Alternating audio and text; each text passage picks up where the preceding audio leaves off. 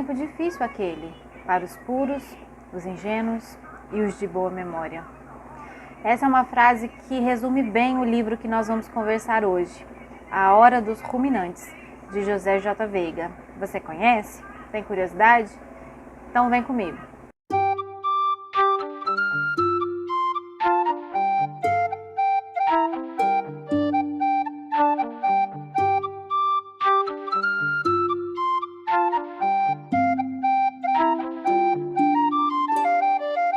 Oi pessoal, tudo bem com vocês?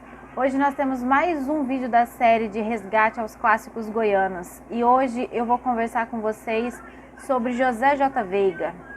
Quem é esse autor? Ele nasceu em Corumbá de Goiás, mais um de Corumbá de Goiás, com grande representatividade no Brasil. Ele nasceu no dia 2 de fevereiro de 1915 e fez parte da terceira geração modernista, ou pós-modernismo. Ele é considerado um dos autores brasileiros de maior repercussão quando se trata de realismo fantástico. Só que ele não gosta muito de ser enquadrado nessa modalidade de escrita. Confesso que conforme eu fui lendo A Hora dos Ruminantes, eu tive que concordar com a maioria de que sim, ele usa muito do realismo fantástico na sua obra. Porém, é muito fácil de identificar também o regionalismo. O realismo é uma coisa muito presente, principalmente se tratando dos personagens, porque eu acho que o fantástico da obra dele fica em algumas alegorias que aparecem durante a narrativa, mas está muito presente dentro do livro, né, dentro daquela narrativa específica, o cuidado que ele tem com os personagens. Nesse livro, A Hora dos Ruminantes, que é a que eu tenho aqui, é essa versão em e-book, e que foi lançada pela Companhia das Letras, foi recentemente reeditada. E esse cuidado que a gente percebe com os personagens, com as características, com os pensamentos e a complexidade de cada um. Não temos aqui nesse livro especificamente um personagem central, é mais uma comunidade, né? No caso, esse livro ele se passa, né, no interior. Acreditamos que em Goiás, porque muito do nosso regionalismo aparece ali dentro do contexto geral, mas é uma cidade fictícia, que chama Manarairema. É uma pequena cidade, um vilarejo, e como um aspecto bem comum de todos os vilarejos que a gente conhece, né, de toda cidade pequena do interior, tudo que acontece com aquela comunidade se torna um acontecimento fantástico, né, gigantesco. E isso não é diferente nessa pequena cidadezinha desse interior. Um dia normal, que seria um dia pacato, uns viajantes que ninguém sabe de onde veio, quem são, se instalam do outro lado do rio, muito próximo da cidade. E como toda cidade do interior, todo mundo conhece todo mundo sabe da vida de todo mundo, e eles sabem que aquele lugar que esses viajantes montaram um acampamento tem dono. E é um dono que era dali da cidade, mas que há muito tempo não aparece, mas ele existe. E as pessoas ficam incomodadas com isso, quem são essas pessoas, mas o dono sabe que eles estão ali, como é que funciona, isso começa a virar um acontecimento. E muitas dúvidas surgem, e esses intrusos, eles não são nada receptivos, eles não vão ali mostrar quem são, se apresentar, eles não estão ali dispostos a conversar, a puxar assunto, a dizer para o que eles vieram e por que eles vieram, quanto tempo eles vão ficar, nada disso, eles simplesmente se instalam lá e pronto. E é uma coisa muito interessante, porque quando a gente vai estudar um pouco sobre a obra de forma geral, muita gente faz uma analogia à ditadura, porque essa obra foi lançada no início deste período. Então você vê vários momentos durante o livro que eu particularmente, embora o autor diga que não foi intencional, eu vi várias vezes essa metáfora desses intrusos como sim o que a gente via acontecendo, né, naquela realidade dentro da ditadura militar no Brasil.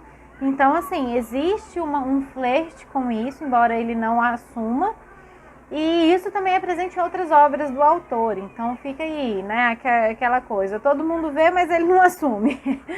E aí, assim, sobre o livro especificamente, né, esse pessoal chega nessa cidade, todo mundo fica lá, quem que são, por que estão aí, e as pessoas ficam com medo de confrontá-los, né? A maior parte das pessoas fica sem saber como fazer isso. E aí todo esse frisson, ele continua e ele é potencializado quando o seu geminiano, que é um prestador de serviço da cidade, que é quem tem uma carroça e que carrega tudo de todo mundo para um lado e para o outro, e é sempre uma figura que trabalha muito, né? Tem muito serviço.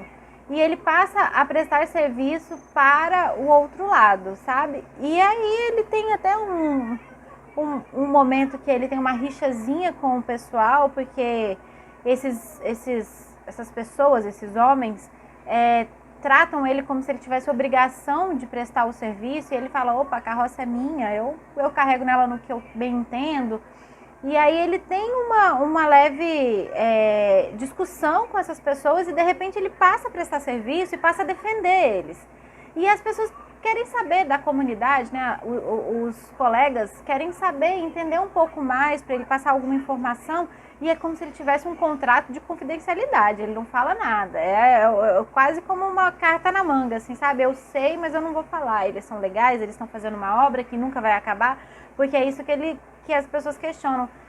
Seu geminiano, quando é que você vai fazer minha obra? Não vou fazer, porque eu termino, quando eu começo uma obra eu termino, e a do pessoal lá do outro lado vai durar muito tempo, porque eles estão fazendo uma grande reforma, estão construindo um monte de coisa, e as pessoas ficam assim, gente, eles estão construindo o quê?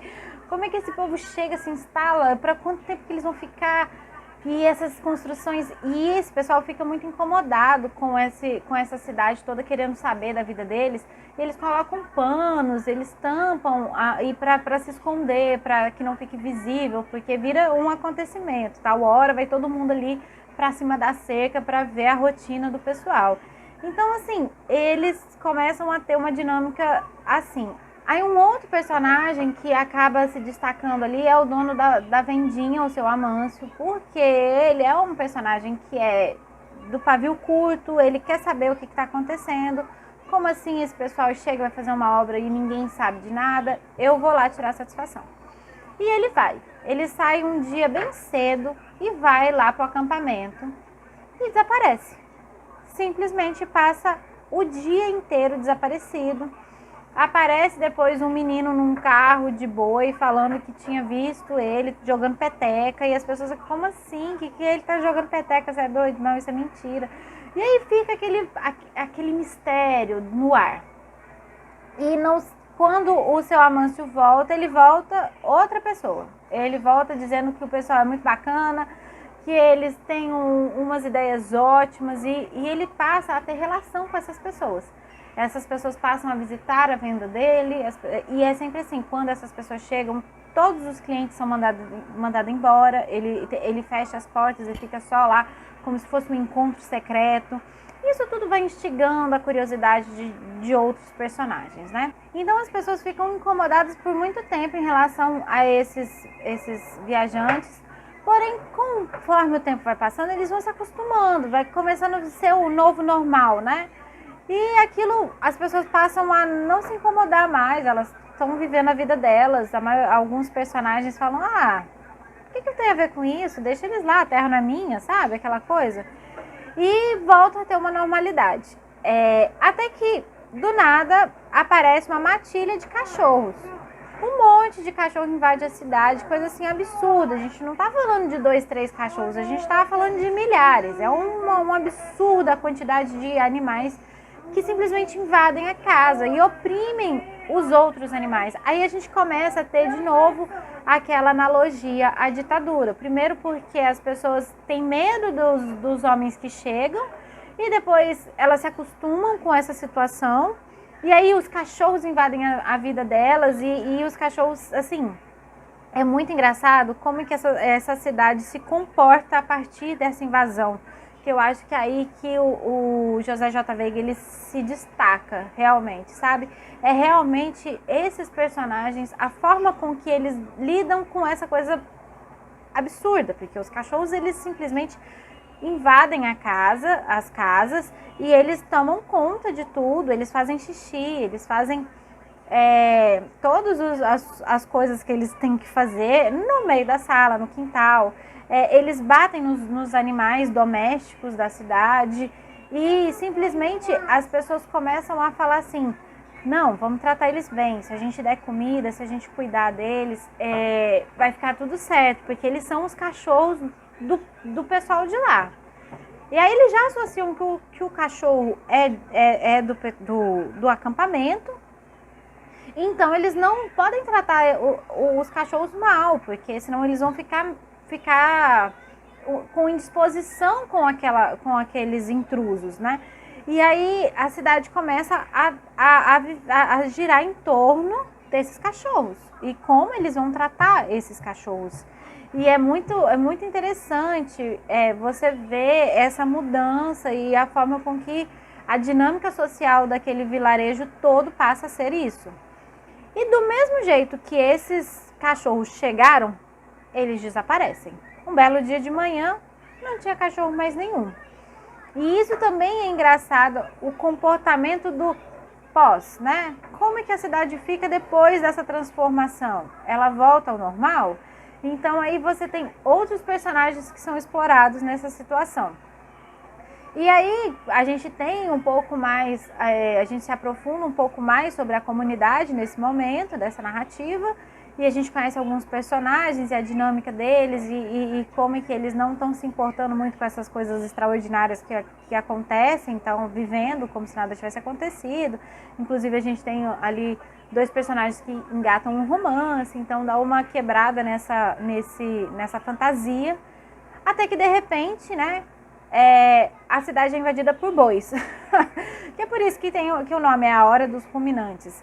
E esse livro, então, ele é dividido nessas 3 partes, né? A chegada dos intrusos, a chegada dos cães, que é o dia dos cachorros, e o dia dos bois, que é quando esses ruminantes invadem a cidade. E da mesma forma que os cachorros, não é alguns bois, são muitos bois. E a cidade fica totalmente fechada. E aí as pessoas não podem sair de casa. As crianças inventam um sistema para burlar essa privação do ir e vir. Elas começam a subir nos lombos dos bois e passeiam em cima deles. Alguns adultos tentam se aventurar a fazer a mesma coisa, mas não tem a mesma agilidade que as crianças, não tem a mesma situação. E algumas crianças também acabam se machucando e são pisoteadas e tal. E aí eles ficam presos. Essa é a forma com que eles passam a se comunicar. Os meninos saem para passar recado, para buscar comida, um troca com o outro, a minha água acabou, porque os bois invadiram a represa, eles invadiram o sistema de abastecimento de água, o rio, tipo assim, tem boi para tudo quanto é lado. Aí eles falam assim, cidades e cidades para frente tá tudo tomado por boi. Então essa realidade dos bois, ela passa a ser muito mais opressora do que a realidade vivida anteriormente com os cachorros, onde eles acostumaram a convivência dos cachorros e saíam e tinham voltaram ao trabalho, embora fosse um incômodo, fosse uma situação chata, eles conseguiam viver, né? Eles tinham lá a sua realidade. E com os bois não, porque eles não podem sair de casa e começa a faltar comida, eles têm medo de uma manada destruir a porta, de machucar as pessoas. Então eles vivem com medo, eles vivem oprimidos e chega um momento que a depressão dos personagens é tão grande, eles têm tão pouco certeza do que vai acontecer no outro dia, que eles passam a querer ficar só deitados e esperando literalmente a morte chegar. E aí, como por um milagre, novamente, um belo dia, os bois foram embora. E aí eles festejam, eles ficam muito felizes, eles vão pra rua, eles fazem uma festança, E no outro dia, né, aí tem aqui os incômodos do que os bois deixaram, né? Porque aí é muito excremento, né? Um quilo lá de lama e tudo aquilo lá que eles têm que lidar e aí eles voltam a ter, né, uma vida. E fica aquela situação, como é que essa comunidade vai voltar a viver normal depois de tanta coisa maluca que aconteceu, né? Os personagens que tiveram contato direto com essas pessoas, porque aí depois que os bois vão embora e eles começam a voltar à rotina deles sem saber muito bem o que fazer, porque caiu uma tempestade e aí eles ainda ficam dentro de casa, mesmo sabendo que os bois não estão na rua, tentando digerir tudo que estava acontecendo. E aí o Seu Geminiano volta todo feliz. E o Seu Geminiano é um personagem que a gente tem um arco dele muito específico, porque ele era uma pessoa muito feliz, muito alegre, muito otimista. De repente, quando ele passa a prestar serviço para essas pessoas, ele passa a ficar melancólico, triste, ele tem crises e não consegue lidar muito com o que está acontecendo e não fala o que está acontecendo. E depois que esses bois vão embora, que eles voltam a ter convivência, o Seu Geminiano está de novo feliz, com a carroça cheia de coisa, e as pessoas falam assim, o que é isso? Você vai mudar? Ele, não, eu estou buscando as coisas lá no acampamento porque eles foram embora. Então quem quer pegar coisa é a hora, sabe? Então assim, você tem de novo uma cidade que está vivendo uma outra etapa, como se nada tivesse acontecido, como que essas pessoas vivem dessa forma. E esse livro traz várias reflexões. Ele não traz respostas, né? Então eu vi algumas pessoas questionando assim, mas e aí, o que aconteceu, né, com as pessoas? O que aconteceu com os bois? Não espere respostas ao ler este livro. E essa narrativa ela é feita de perguntas e reflexões. E eu digo que ela é uma narrativa maravilhosa, é uma viagem muito boa de se fazer, que eu recomendo fortemente, embora eu tenha dado altos spoilers. Eu acho que vale muito a pena você que tem interesse em conhecer um pouco mais sobre esse autor. Outras obras muito legais desse autor são A Máquina Extraviada e Os Cavalinhos de Platinplanton. São obras que eu recomendo fortemente e toda a narrativa desse autor, ela tem essa pegada interessante, mística, mágica, fantástica e ao mesmo tempo é de um realismo cirúrgico. Então vale muito a pena. Eu espero que vocês tenham gostado dessa pequena resenha. E lembrando também que este autor recebeu o prêmio Machado de Assis da Academia Brasileira de Letras em 1997. Era para eu ter falado isso na hora que eu estava apresentando ele e eu esqueci. Então, para quem queria saber, tá sabendo. Beijo, até semana que vem.